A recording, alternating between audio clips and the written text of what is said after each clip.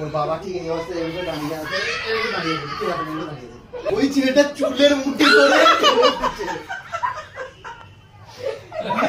এবার শোন কেসটা। হ্যালো বন্ধুরা, কেমন আছো সবাই? আমার নতুন আরেকটা ব্লগে তোমাদেরকে অনেক ওয়েলকাম জানাই। অনেক কদিন পর তোমাদের সঙ্গে একটা ব্লগ শেয়ার করতে আসলাম। তারিখটা ছিল 2 ফেব্রুয়ারি, সরস্বতী পুজোর দিন। এবছরের সরস্বতী পুজো যদিও 2 দিন ধরে হয়েছে। প্রথম দিনই আমার বন্ধুর বাড়িতে সরস্বতী পুজোর নেমন্তন্ন ছিল আমাদের। তো সকাল সকাল উঠে একদম রেডি হয়ে গেছি, আমি আর আমার ছেলে ডোডো। তো ও তো ভীষণই এক্সাইটেড ছিল গুনগুনদের বাড়িতে যাবে বলে। আর দেখো, মিষ্টির প্যাকেটটা নিজে হাতে নিয়ে ঢুকছে, আমাকে নিতে দেয়নি। বললো কি, মা আমি কিন্তু বড় হয়েছি, আমি মিষ্টির প্যাকেটটা হাতে নিয়ে যাব। তো যেমন ভাবা তেমন কাজ। তো আমি বললাম ঠিক আছে চলো, তোমার যখন এত ইচ্ছে তখন চলো। আর দেখো, টুকটুক করে চলে এলাম আমরা আমার বন্ধুর বাড়িতে।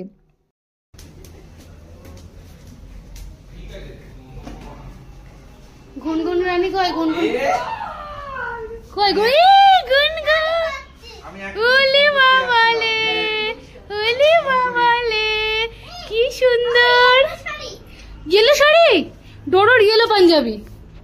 Wow, matching matching Pritam. আর এই যে গুনগুন রানী একদম রেডি হয়ে গেছে, দেখো রেডি হয়ে আবার কি সুন্দর করে পোজ দিচ্ছে। বললো মিমি আমার কয়েকটা সুন্দর সুন্দর ফটো তুলে দাও। আর ডোডো দেখো গুনগুনকে দেখে কি খুশি হয়ে গেছে, ও ভাবতেই পারছে না গুনগুন শাড়ি পরেছে।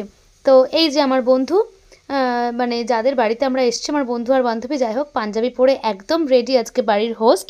তো যাই হোক, আর এদিকে দেখো ডোডো আর গুনগুন দেখো খেলা নিয়ে ব্যস্ত। এইখানে এখন ফটো সেশন চলছে। আর এই যে ফটোগ্রাফার, এই যে ফটোগ্রাফার, এই যে ফটো সেশন হচ্ছে। সুন্দর করে নড়বা না। তো কচি কাচাদের ফটো সেশন হয়ে যাওয়ার পরই চলে আসলো ঠাকুরমশাই, যে কারণে আমাদের আজকে আসা সরস্বতী মায়ের পুজো দেওয়ার জন্য আর অঞ্জলি দেওয়ার জন্য। তো ঠাকুরমশাই তো বসে গেছে একদম পুজোতে।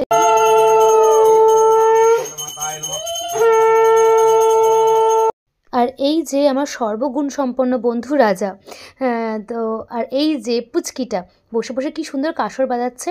তো আমরা সবাই বসে পড়েছিলাম। আর এই হচ্ছে আমার বান্ধবী সুপ্রিয়া। তো যাই হোক, সবাই মিলে বসে পড়েছিলাম অঞ্জলি দেওয়ার জন্য। আর এদিকে ডোডো দেখো কি সুন্দর পঞ্চপ্রদীপের তাঁতটা নিয়ে গুনগুনকে দিচ্ছে। তো সবসময় চাইবো, মানে চাই আর কি, যে ওদের এই বন্ধুত্বটা অটুট থাকুক আমাদের মতনই। আর এই দেখো, এই দুটো বিচ্ছুকে বসানো যে কত কষ্টকর সে আর কি বলবো। যাই হোক, শেষ পর্যন্ত দুজনে অঞ্জলি দিতে বসেছিল আর অঞ্জলিটাও দিয়েছে। আর এদিকে অঞ্জলি দেওয়ার পরই আমার বন্ধু আর বান্ধবী প্রসাদ সার্ভ করতে লেগে গেল। আর আমি নিয়ে নিয়েছি নারকেল কুল আর হচ্ছে শাক আলু, যেটা আমার খুবই প্রিয়। তো সত্যি কথা বলতে কি, আমি সত্যি ভীষণই ভালোবাসি। আর এই যে রাজা চলে এসছে সব থেকে ফেভারিট জিনিসটা নিয়ে, যেটা হচ্ছে চিড়ে মাখা। এত ভালো লাগে, কার কার আমার মতন চিড়ে মাখা খেতে ভালোবাসে আমাকে অবশ্যই একটু কমেন্ট করে জানিও তো। পুজোর না কিছু কিছু জিনিস আছে যেগুলো খেতে আমি ভীষণই ভালোবাসি, যেমন চিড়ে মাখা, খই দই, তারপরে হচ্ছে পুজোর খিচুড়ি, ভীষণই ভালো লাগে আমার। তো আমার মতন যারা যারা আছো অবশ্যই আমাকে কমেন্ট করে জানাতে ভুলবে না। তো একটার পর একটা খাওয়া দাওয়া তো চলছিল। আর যে পুজো শেষ হয়ে যাওয়ার পরে আমরা বসে পড়লাম খেতে।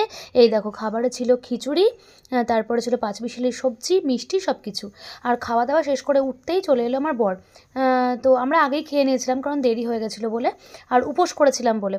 তারপরে আমার বর তো সবসময় সব জায়গায় লেটে যায়, তো সেই রকমভাবেও লেটেই এসেছিলো। তো এরপরে আসার পরে তো খাওয়া দাওয়া হয়ে যাওয়ার পরে ও নিয়ে বসে পড়েছিল ওর জোকস, মানে যেটা সবসময় করে আর কি। এত মজার মজার গল্প বলে না, কোথা থেকে পায় কে জানে। তারপরে কিছু কিছু ব্যাপার এখানে সত্যিও রয়েছে, সেগুলো আমি আর মানে কথাগুলো শোনালাম না। যাই হোক, তো খুবই আনন্দ করে কাটছিল সারাটা দিন। তারপরে আমার বর চলে যাওয়ার পরে বিকেলবেলায় আবার আমার বান্ধবী আমাদের জন্য একদম 1 কাপ ভর্তি করে দুধ চা নিয়ে চলে আসলো। আমি তবে ওকে বলেছি যে দেখ, এত সুন্দর সুন্দর জিনিস খাওয়াচ্ছিস, গ্যাসের ওষুধ কিন্তু অবশ্যই দিবি। আর একটা কথা এখানে বলে রাখা ভালো, যে আমার বান্ধবী কিন্তু ভীষণই ভালো দুধ চা বানায়, ভীষণ ভালো, যে আমি চাইলেও ওর দুধ চা না খেয়ে থাকতে পারি না। তারপরে তো রাজা নিয়ে চলে আসলো চপ, সিঙ্গাড়া, সমস্ত কিছু। বাচ্চাগুলো বলছিল চপ খাবো। তো যাই হোক, ওদের ওটা চোখের খিদে ছিল, পরে বুঝলাম, কারণ কেউই সেরকমভাবে খায়নি। আর এই দেখো, আমরা সিঙ্গাড়া আর তার সঙ্গে চাটনি নিয়ে খেতে বসে গেছি।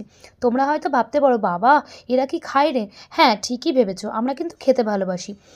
যাই হোক, খেয়ে দিয়ে আমরা এবার রওনা দেবো বাড়ি। আর আজকের মিনি ব্লগটা তোমাদের কেমন লাগলো অবশ্যই আমাকে একটা কমেন্ট করে জানাতে যেন ভুলবে না।